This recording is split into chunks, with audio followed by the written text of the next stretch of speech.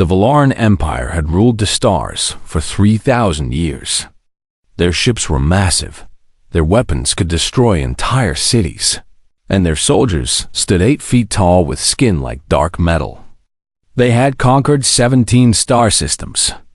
Every species they met had surrendered or died. The Valarans believed they were the strongest beings in the universe. They had never been wrong before. Captain Yuna commanded the harvester ship called Dominion's Will. Her job was simple: find new worlds, take samples, report back to the Empire. She had done this work for 60 years and had never faced any real challenge. When her sensors found a small blue planet at the edge of an empty region of space, she felt no excitement. Just another primitive world with primitive creatures. Scan complete, her officer reported. The dominant species calls themselves humans. Technology level is basic. No space travel beyond their single moon. No energy shields. No plasma weapons. Easy harvest. Yuna nodded slowly. Standard protocol. Take specimens for study. We need to know if they are useful as workers, or if we should simply remove them. The harvester ship moved through the darkness of space and entered the planet's atmosphere. Their cloaking technology made them invisible to human eyes and human machines. They descended over a mountainous region covered in green forests and cold rain. Below them sat a military training facility. Yuna chose this location because military specimens would show her the best fighters humanity could offer. The abduction took less than 10 minutes. Valaran soldiers moved through the facility like ghosts. Their stun weapons dropped humans to the ground without sound. They collected 23 specimens and carried them back to the ship. None of the humans had time to fight. None of them even understood what was happening. Among the captured was a man named Taiho. He was 34 years old. His body was lean and hard from years of training. His eyes were dark and calm, showing nothing of what he felt inside. On his shoulder was a patch showing a winged dagger with words beneath it. The Valaran soldiers did not understand the words. They did not know what SAS meant. They simply marked him as Specimen 7 and threw him into a cell with the others. Taiho woke up slowly. His head hurt from the stun weapon, but he had felt worse pain before. He kept his eyes mostly closed and listened. Strange sounds surrounded him. The hum of machines. Footsteps that were too heavy to be human. Voices speaking a language he had never heard. He opened his eyes and saw the cell. Metal walls. Energy barrier instead of bars. Beyond the barrier stood creatures from nightmares. Tall, dark, powerful. Their eyes glowed with pale light.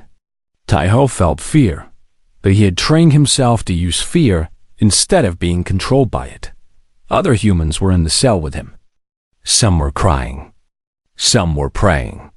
A young woman in military uniform sat in the corner with her arms wrapped around her knees. Her name tag said Minji. Next to her was a man with blood on his face. His tag said Junho. There was also a civilian woman who wore a white coat like a scientist. She stared at the aliens with wide eyes full of terror.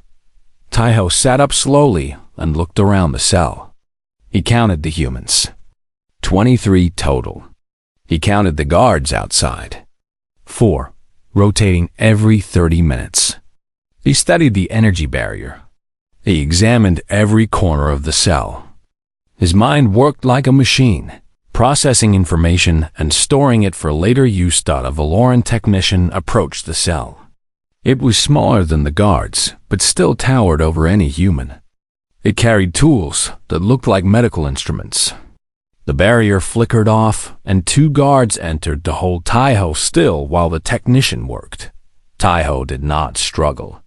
He let them take samples of his blood. He let them scan his body.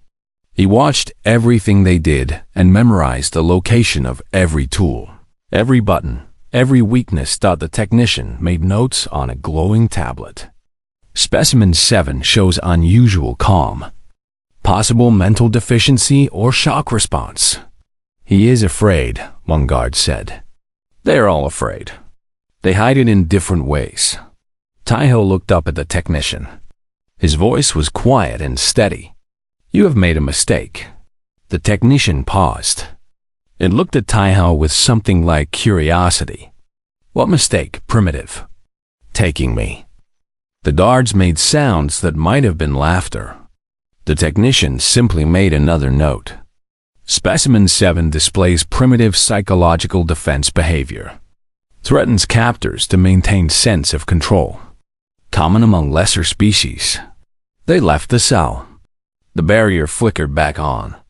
Taiho remained perfectly still, watching them go. Minji crawled closer to him. Her voice was barely a whisper. Who are you? Why did you say that to them? My name is Taiho. I said it because it is true. How can you be so calm? We have been taken by aliens. We are probably going to die. Taiho turned his head to look at her. I have been captured before. Different enemies. Same situation. I am still alive. This is different. These are not humans. They have technology we cannot understand. They are stronger than us, faster. There are thousands of them on this ship. Numbers do not matter. Technology does not matter. What matters is will. The will to survive. The will to fight. The will to win. He paused and looked around the cell again. I have already found 3 ways out of this cell. I have counted patrol patterns. I have identified 17 weak points in their security. In 48 hours, I will be free. The question is whether any of you want to come with me. The other prisoners stared at him like he was insane. But Minji saw something in his eyes that made her believe. This man was not boasting. He was not trying to comfort them with lies. He was simply stating facts as he understood them. What do you need from us? She asked. Watch, learn. When I move, follow my signals. Do exactly what I say without hesitation. Trust me completely, even when you do not understand. Junho had been listening. He wiped blood from his face and moved closer.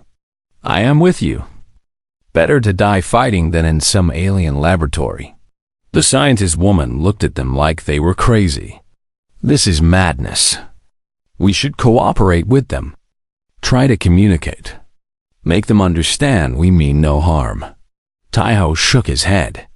They do not want communication. They want slaves or corpses. I have seen their eyes. They look at us the way humans look at insects. There is no negotiation with creatures like that. There is only war. He lay back down and closed his eyes. Rest now. Save your strength. In 48 hours, everything changes. Above them, Captain Yuna reviewed the initial reports on the human specimens. She approved them without much interest and began planning the next harvest. Earth had billions of these creatures. They would make excellent workers once properly trained. She had no idea that the man sleeping in Cell 7 had already begun planning the complete destruction of everything she believed about her empire. 48 hours passed exactly as Taiho had said. During that time, he barely moved. He ate the strange food the Valorans provided. He drank the water. He slept when the lights dimmed. To the guards watching through cameras, he seemed like a broken man accepting his fate.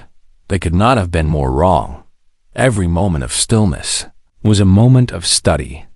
Taiho watched the guards change shifts. He listened to the sounds of the ship and learned its rhythm. He noticed that one guard always arrived 12 seconds late to his post. That 12 seconds was a door only Taiho could see. He also worked with his hands when the cameras looked away. The waste disposal unit in their cell was made of many small parts. Taiho carefully removed 3 of them during the dark hours. He shaped them against the metal floor until they became sharp. By the second day, he had a cutting tool that could slice through Valoran skin. Minji watched him work with growing respect. She was young, only 22, but she had trained hard to join the military. She recognized skill when she saw it. This man moved like water flowing around stones. Every action had purpose. Nothing was wasted. Junho was a corporal who had served for 10 years. He had seen combat twice and knew how to follow orders. When Taiho taught him hand signals, he learned quickly and did not ask unnecessary questions. The scientist woman was named Hannah. She was terrified but smart. Taiho noticed that she watched the Valoran technology with interest, even through her fear. He asked her quiet questions about what she observed.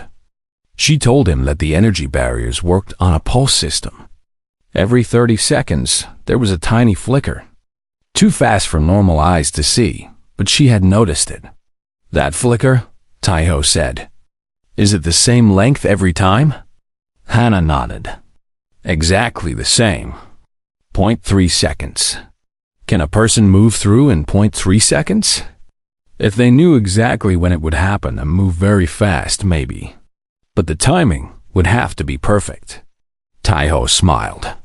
It was the first time any of them had seen him smile. It did not make them feel safe. On the 48th hour, the late guard was late again. The camera in their corridor had a blind spot that lasted 4 seconds between sweeps. The barrier flickered for 0.3 seconds at exactly the moment Taiho reached it. He passed through like a shadow. The late guard died without making a sound. Taiho's improvised blade opened his throat before he could activate the alarm built into his armor. The alien was massive and strong, but none of that mattered when the attack came from complete surprise at exactly the right angle. Taiho took the guard's weapon. It was called an energy lance, and it fired concentrated heat in short bursts. He did not know how many shots it held, so he would have to be careful. He also took the guard's communication device and security badge. Moving back to the cell, he used the badge to lower the barrier. Minji, Junho, and Hana slipped out. The other prisoners were too afraid to move. Taiho did not force them. Fear could not be overcome by words alone. He simply nodded to those who stayed and led his small group into the corridor. The ship was enormous. Taiho had memorized the patrol routes he could observe from his cell, but beyond that was unknown territory. He moved by instinct, choosing paths that felt right, avoiding areas with too much noise or light. They encountered their first patrol 3 minutes later. 2 guards walking side by side, confident in their safety. They never expected a human to be waiting around the corner with a stolen weapon. Taiho fired twice. Both shots hit their targets in the thin gap between helmet and chest armor. The guards fell without understanding what had killed them. Move, Taiho whispered. Quickly but quietly, Minji picked up a fallen weapon. Her hand shook, but she held it correctly. Junho did the same.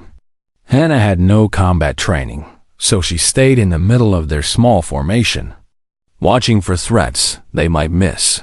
They made it another 50 meters before the alarms started. Red lights flashed throughout the corridor. A sound like screaming metal filled the air.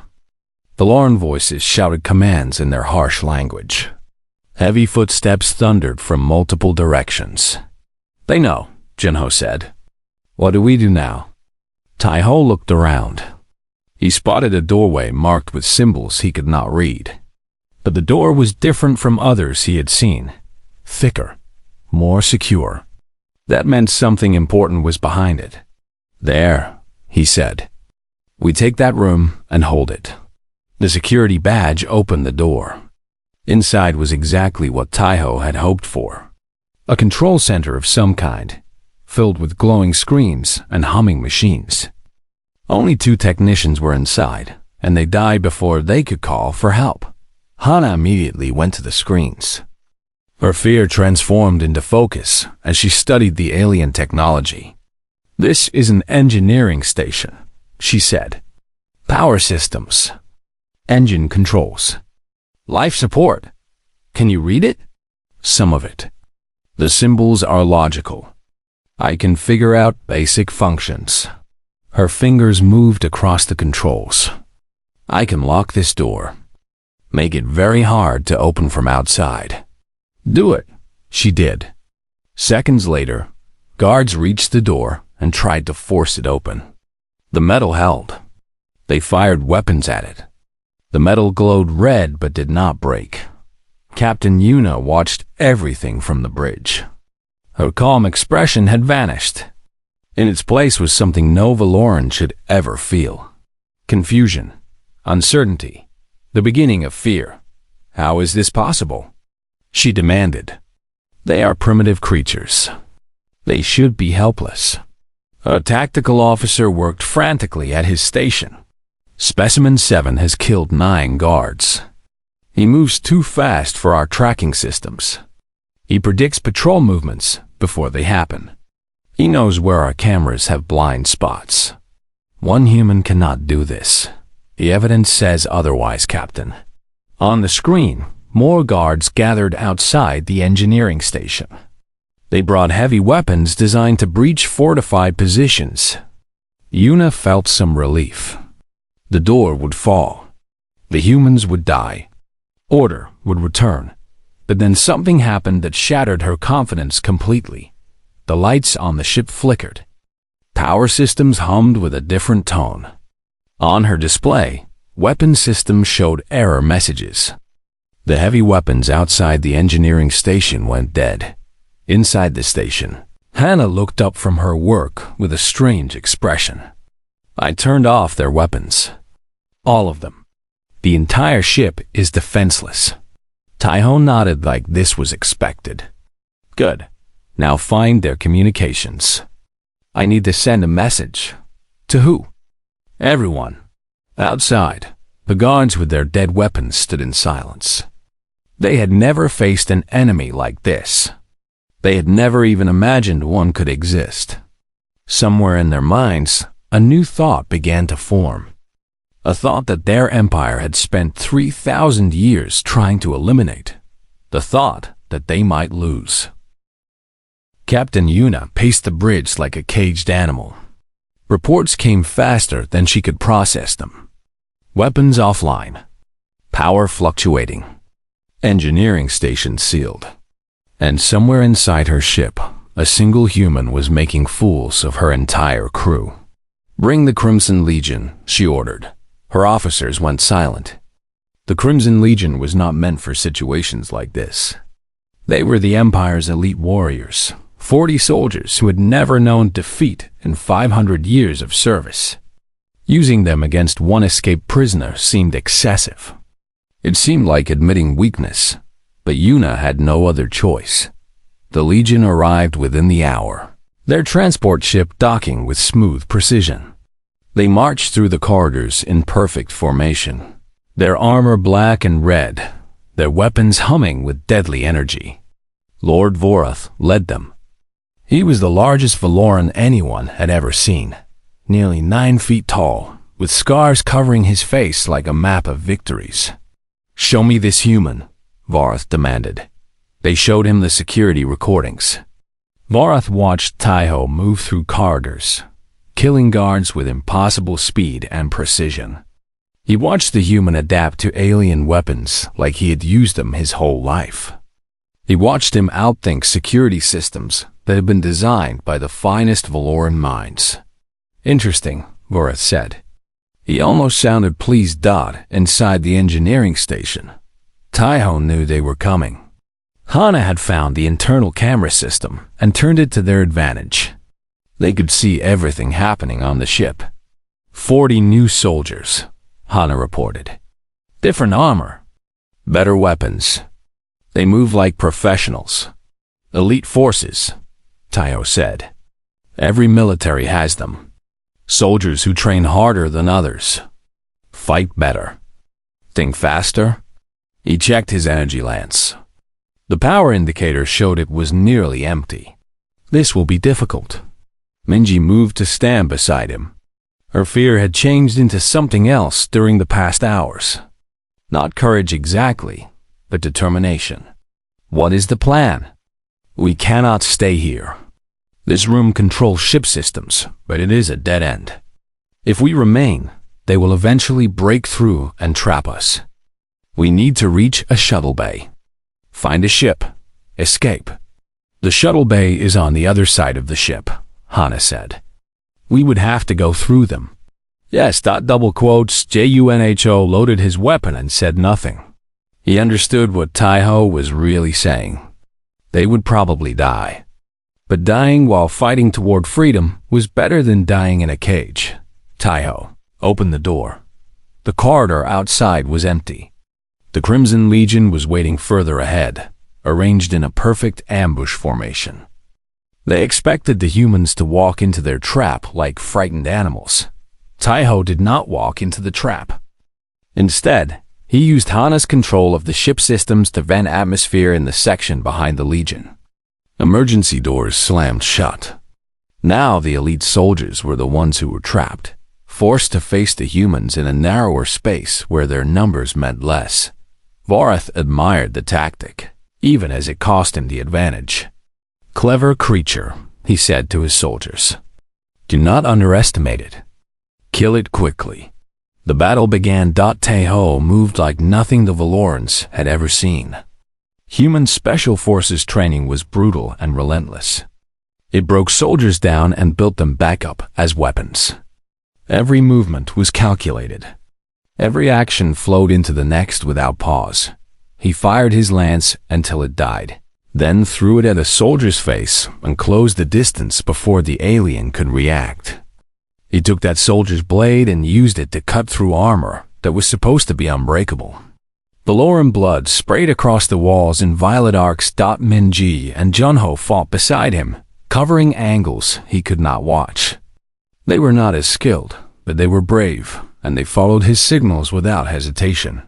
Hana stayed back, using a stolen communicator to warn them of enemies approaching from other directions. The Crimson Legion was not prepared for this kind of fight. They were used to battles where size and strength and superior firepower decided everything. They charged in formations that had crushed 1,000 enemies on 100 worlds. Taiho broke those formations like glass. He did not fight fair. He fought to win.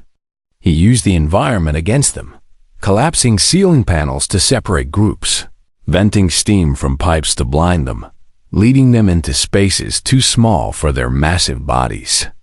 When they expected him to retreat, he attacked. When they expected him to attack, he vanished. Vorath finally faced him directly after 20 minutes of chaos. The Legion commander had watched 31 of his soldiers fall. Some were dead. Others were wounded too badly to continue. 3 had simply fled, unable to face this demon wearing human skin. You fight well, Vorath said. He held a ceremonial blade that had killed hundreds. But you cannot defeat me. I am the strongest warrior in the Empire. Taiho was bleeding from many wounds.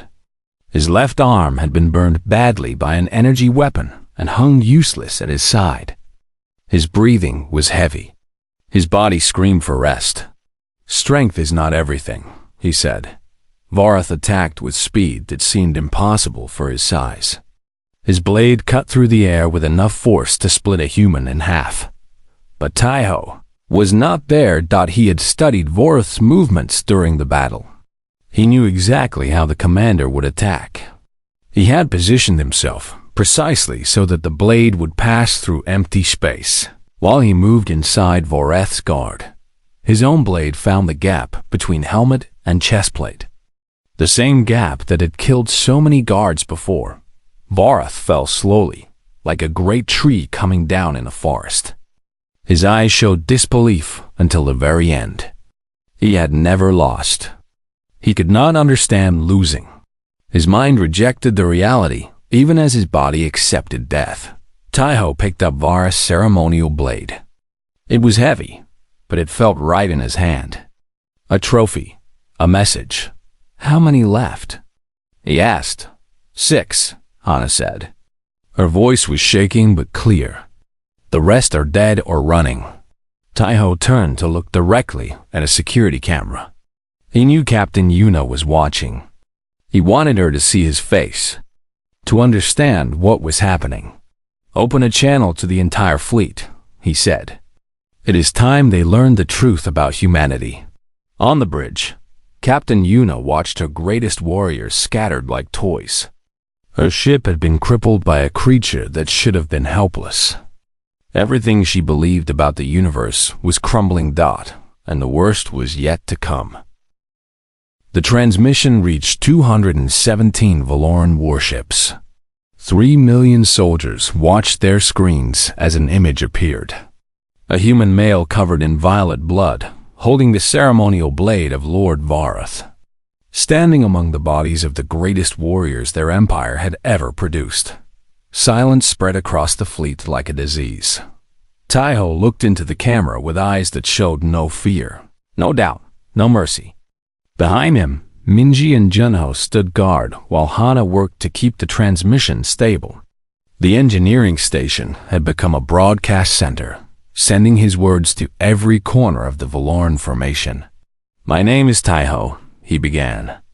His voice was calm and steady, carrying weight that his wounds could not diminish. 20 hours ago, your soldiers took me from my planet.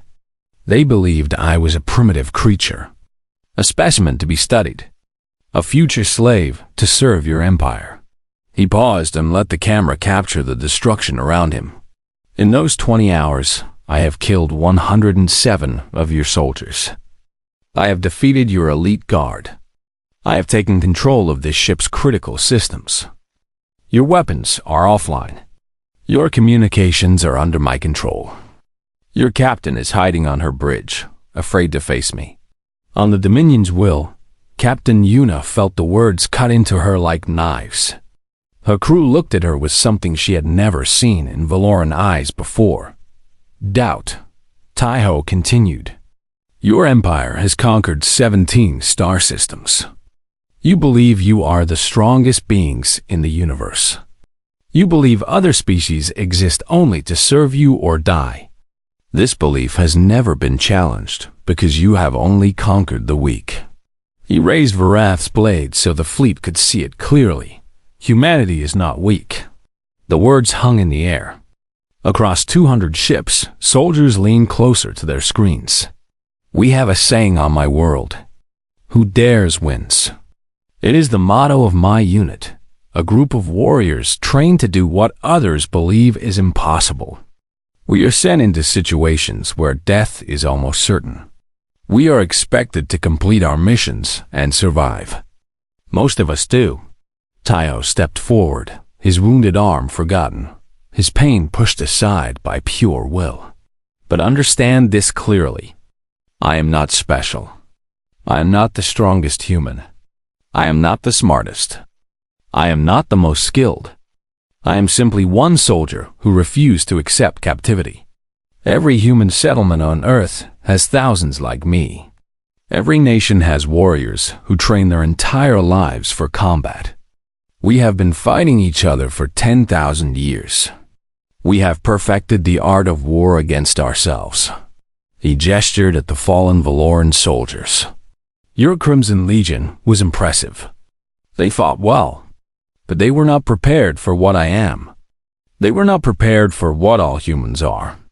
We are a species that chose to fight when surrender was easier. We are a species that values freedom more than survival. We would rather die standing than live kneeling." Hana signaled that the transmission was reaching further than expected. The message was being relayed through Valoran communication networks, spreading beyond the fleet to the Empire itself. Billions were watching now. Billions were seeing their legend of invincibility destroyed by one bleeding human. "You wanted to assess Earth's military capability," Taiho said. "Here is your assessment. We have weapons that can destroy cities. We have machines that think faster than organic minds. We have soldiers who train in conditions that would kill your kind. We have aircraft that can circle our world without stopping. We have submarines that can remain hidden for months. We have bombs that can turn entire regions into wastelands." He leaned closer to the camera. "And we have will. the will to fight against any odds, the will to sacrifice everything for victory, the will to make our enemies regret ever finding us. On a distant command ship, Admiral Suna watched the transmission with growing horror. She was old, one of the oldest Valorans still serving, and she remembered something the younger generations had forgotten. A warning from the ancient texts. A prophecy about a species that would rise from a forgotten corner of the galaxy. A species that would burn the stars, themselves if pushed too far. She had always thought it was just a story. Taiho's voice grew quieter, but somehow more dangerous. I am giving you a choice. Leave this sector. Return to your empire. Mark Earth and its surrounding systems as forbidden territory. Tell your council that some prey is not worth hunting.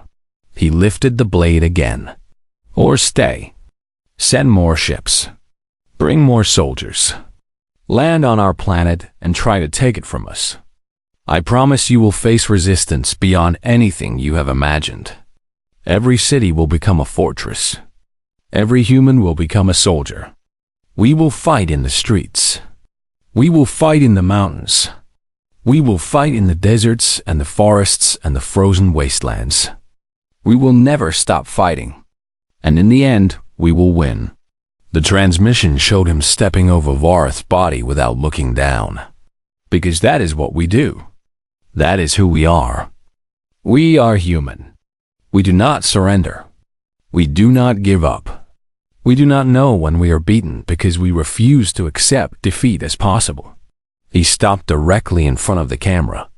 His eyes seemed to reach through the screen and grab every Valoran watching by the throat. Now imagine what happens when you face all of us. The screen went dark. Across the fleet, no one moved. No one spoke. The silence was absolute, broken only by the hum of engines and the distant sound of alarms still ringing on the Dominion's wool. Captain Yuna sat on her bridge, staring at nothing. Her career was over. Her reputation was destroyed. But somehow, those things did not matter anymore. What mattered was the terrible understanding growing in her mind. They had made a mistake. A mistake that could not be undone. They had shown humanity that aliens existed. They had shown humanity that those aliens were hostile. They had given humanity a reason to prepare. And if that human's words were true, preparation would make them unstoppable. The Valoran High Council met an emergency session for the first time in 3 centuries. 12 supreme leaders gathered in a chamber that had witnessed the rise of their empire. Golden walls surrounded them. Ancient weapons of conquest hung above their heads. Everything about the room spoke of power and victory. But the mood was different. Today, Supreme Chancellor Vos stood at the center, his massive form casting shadows across the floor. He had ruled for 200 years and had never shown fear. Today, his hands trembled slightly as he activated the holographic display. You have all seen the transmission, he said.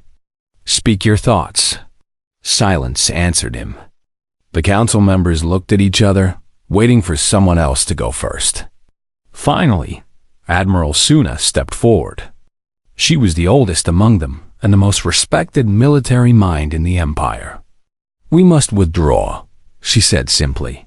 The words created chaos. Council members shouted objections. Some demanded immediate invasion of Earth. Others called for the complete destruction of the human homeworld. Voss raised his hand for silence, but the arguments continued. Enough. His voice echoed through the chamber. Admiral, explain your position. Suna moved to the display and called up information she had spent the last hours gathering. Images appeared showing human history. Wars that lasted decades. Weapons that could end all life on a planet. Soldiers training in conditions that would kill Valoran warriors. I have studied their species, she said. I have reviewed every record in our archives about similar worlds. The humans are unique. They are not the strongest physically. They are not the most advanced technologically. But they have something we have never encountered before. What? Adaptability. And stubbornness. She showed them recordings of human wars.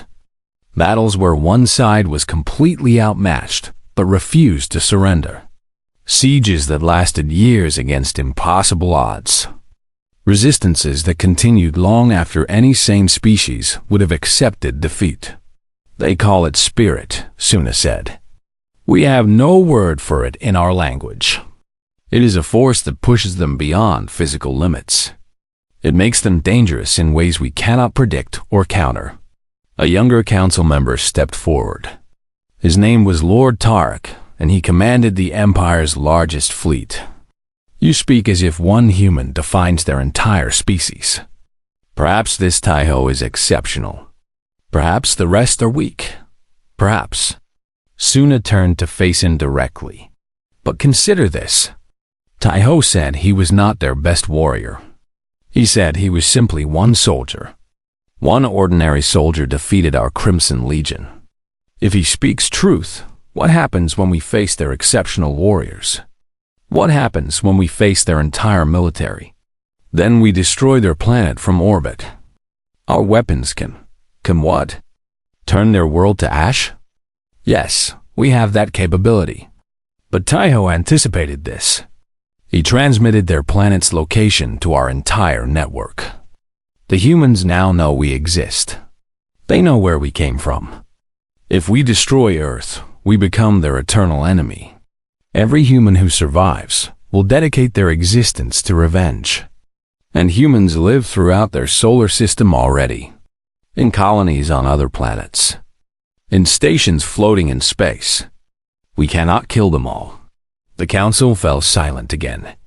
The situation was worse than they had realized. Meanwhile, on the Dominion's will, Taiho led his small group toward the shuttle bay.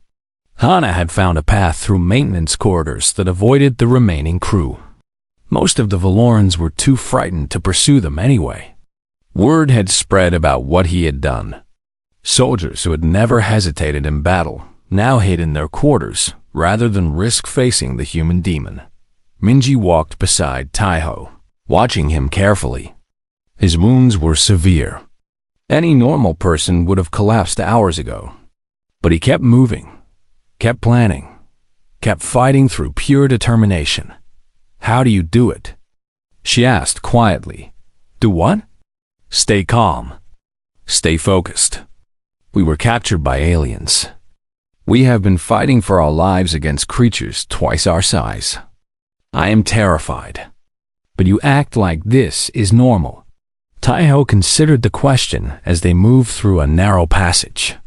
Fear is natural. Fear keeps you alive. But fear must be controlled, or it controls you. I have trained my entire life to function while afraid. To think clearly when everything is chaos. It is not that I do not feel fear. I simply do not let it make my decisions. Can that be taught? Yes, it takes time and pain and failure. But yes, they reached the shuttle bay without further combat. Only 3 guards stood between them and freedom, and those guards dropped their weapons when they saw Taiho approach. They had seen the recordings. They wanted no part of his legend. The shuttle was small but functional. Hannah examined the controls and declared she could fly it with some trial and error.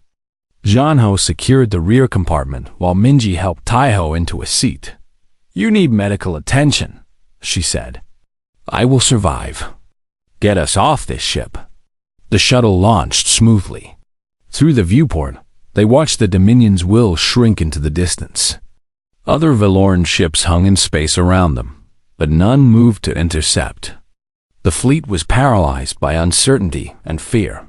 Back on the council chamber, a decision was being reached. Admiral Suna had presented her case clearly.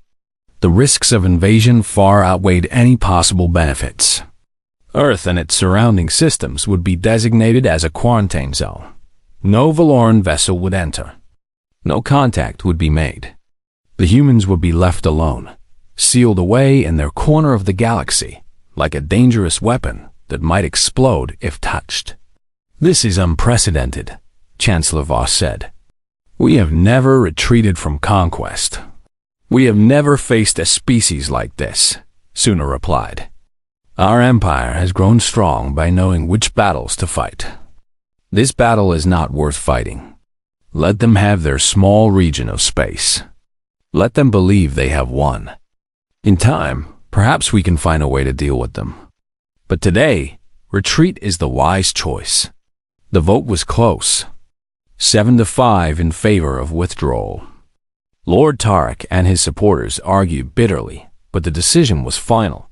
The Valoran fleet began to move. Hundreds of ships turned away from Earth and engaged their faster-than-light drives. Within hours, the sector was empty, except for one small shuttle carrying 4 humans hung. Taiho watched the stars through the viewport. His body was broken, but his spirit was strong. They had done the impossible. They had faced an empire and made it blink. What happens now? Jano asked. Now they know about us, Taiho said. And we know about them. Everything changes. Hannah looked up from the navigation console. Our governments will want to know what happened. This will be the biggest event in human history.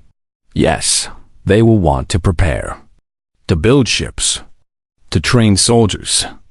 To unite in ways we have never united before. Taiho closed his eyes and allowed himself a small smile. Humanity is about to discover its true potential. The shuttle entered Earth's atmosphere. Below them, cities sparkled with lights, unaware of how close they had come to disaster, unaware of how much their world was about to change. But change was coming. Taiho had made sure of that. His message had not just been for the Valorans. It had been for every human who would eventually hear it. A reminder of what they were capable of. A promise of what they could become. In classified facilities around the world, governments received the shuttle's approach signal and scrambled to respond. Questions would be asked. Answers would be given. And then the real work would begin. Project Starfall. Humanity's first unified response to alien contact. Ships would be built. Weapons would be developed. Soldiers would train for battles among the stars. Because Taiho had taught the galaxy an important lesson. Humanity did not just survive threats. Humanity overcame them. Humanity conquered them. Humanity made its enemies regret ever starting the fight. The Valorans had called their retreat wise. They had called it strategic. But everyone who saw those massive warships fleeing from 4 humans in a stolen shuttle knew the truth. It was fear. And fear was just the beginning.